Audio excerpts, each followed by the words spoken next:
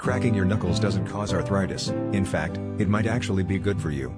That satisfying pop isn't damaging your joints or wearing them down, it's just gas bubbles rapidly collapsing in the fluid that cushions your fingers.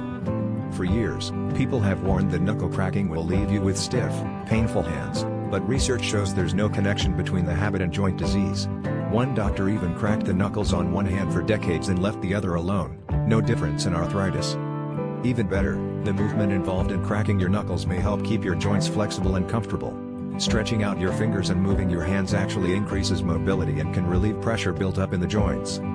So the next time someone tells you to stop cracking your knuckles, you can let them know it's not just harmless, it might be a tiny life hack for keeping your hands feeling loose and ready for anything.